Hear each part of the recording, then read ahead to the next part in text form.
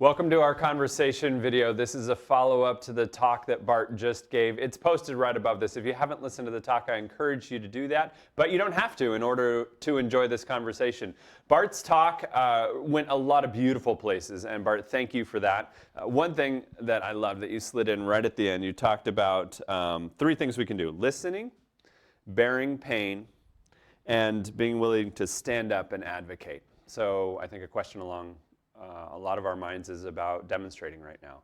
So yes, we can listen, we can bear pain, and what's it look like from a Jesus following perspective to demonstrate? Yeah, that's an important question.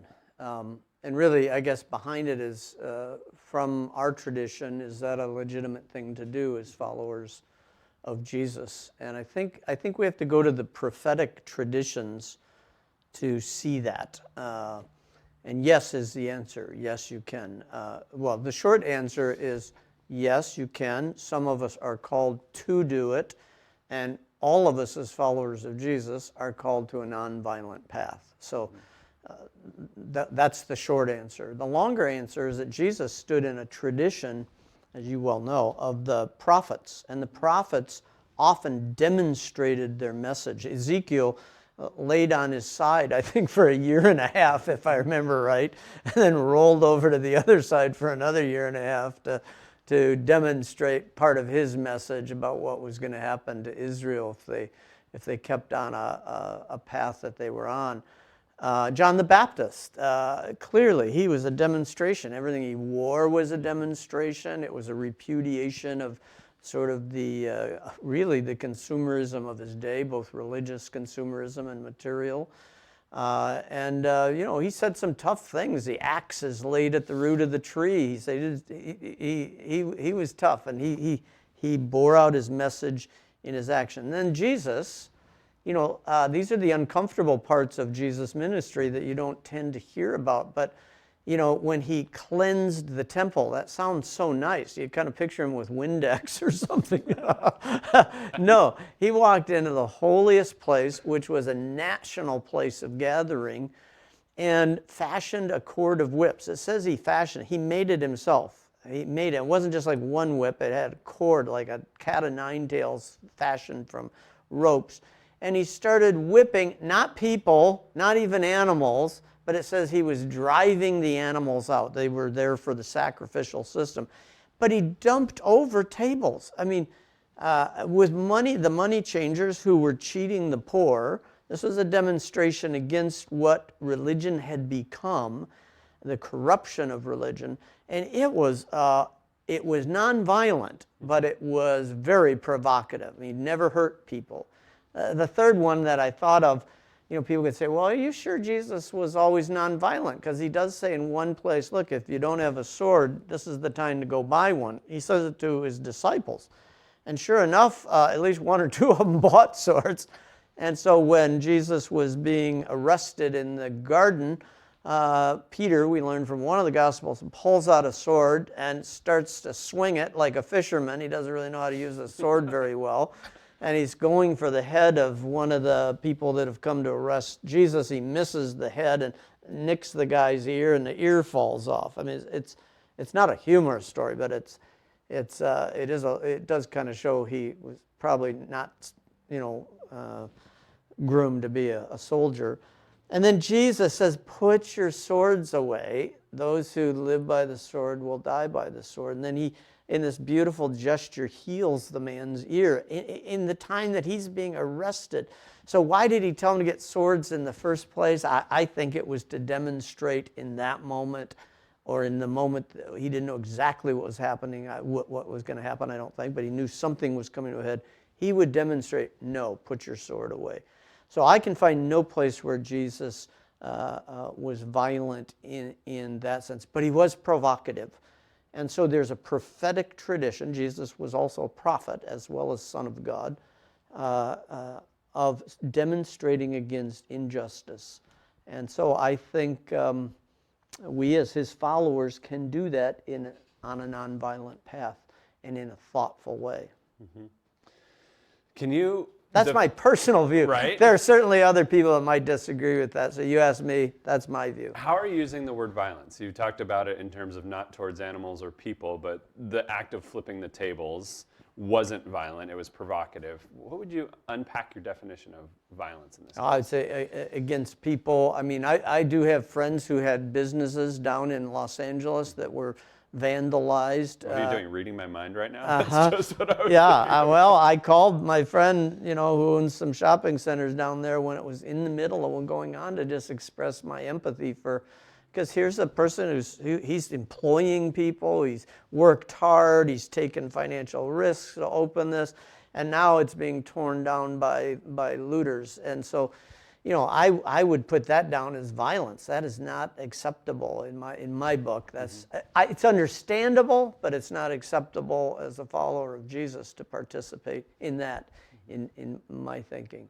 So that would fall under the area of turning over the tables. Okay, you just put the table back up, and the coins spread around, and you put them back on. So I'm not seeing that as violence. I'm seeing that as provocative, to show that God does not like injustice. Yeah, as you were talking through there, I was picturing shop owners in Santa Monica or other communities that the next day are showing up and sweeping up broken glass because people took advantage of a situation for their own motivations. Terrible. That's not what I'm talking about. Yeah, so it's good to clear up. As I think through showing up at protests, I show up knowing that it's good to have my face there to support the message, but I also know that everything that's said isn't going to fully represent me. My full heart isn't represented by some other voice that's in this place. So I show up accepting the trade-off that it's not all going to be me, but there's enough of it that is me that makes it worthwhile to adding my face to the crowd. That's a good point. When I do show up. I wanted to mention one other thing, especially for those who participate in our church locally. We're a Presbyterian church, and for you history buffs, that means we come out of the Reformation. So we're a Reformed church. And that means that we actually believe in some creeds, some written statements of faith. They're called confessions. And the confessions don't tell us what to believe, but they show us how believers in that era applied their faith in Jesus to current circumstances. And in our book of confessions, which I brought right here, I don't know where the camera is, there it is over there. There's a confession that very few people know about called the Theological Declaration of Barman. Not Bart Tarman, but Barman. Tart Barman? No, Barman is a city in Germany. And when World War II was brewing and the Nazis were taking over the Reformed churches, and Lutheran churches, churches like ours, others, gathered together in this city, and they wrote this declaration that stood up against Nazism before it had fully taken over. And they were taking over the church. They literally took over the churches and turned them into German Christian churches instead of Lutheran churches and Baptist churches and everything. And so the Barman Declaration says, I've forgotten how many times, I think it's 9, I actually have it right here. No, 6 times, statements that the Nazis were making about church.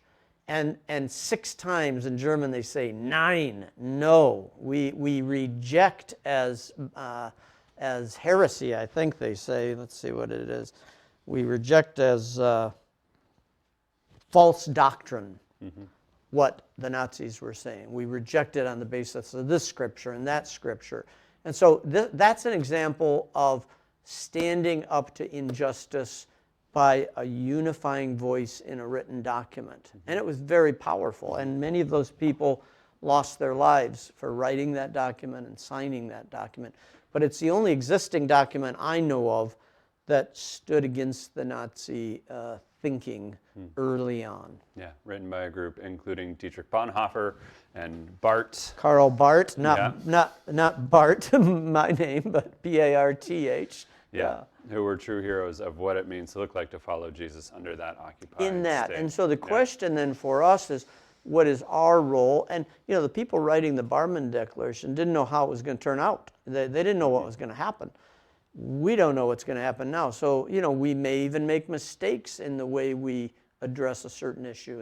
In the case I talked about in my sermon of prejudice and racism and injustice. And there are threads of that go deep, like into our criminal justice system. How do believers work in society? I may as well go on one other thought here, if you don't mind me. Bring it on. Well, Jesus said you're the salt of the earth, and the salt's got to get out of the salt shaker. So it's not about believers always sitting around having worship services. So some of you people listening to this are lawyers or doctors or teachers, and you have a role, or taxi cab, Uber drivers, or you have a role in your circle of influence to stand up for justice. I can't, so for example, I can't change the justice system in Santa Barbara. I have my own ideas about some things that ought to happen. I have nobody elected me to implement those. But somebody's elected to implement those. I can talk to that person, or some of you could go get elected and carry out some things for justice sake in our society. As a believer, you don't have to go around quoting Bible verses. You just do your job. Just do it well and do it with a heart of justice, which is a heart of love. Sometimes I get a little frustrated with the word justice because it seems people get self-righteous even about doing justice. Totally. And it's really about love. That's enough. Great. Bart, thanks that's enough for me on that point. Well, there's so much more to talk about, but we'll have more time to do that later. Thanks for your time here. Okay. Appreciate it.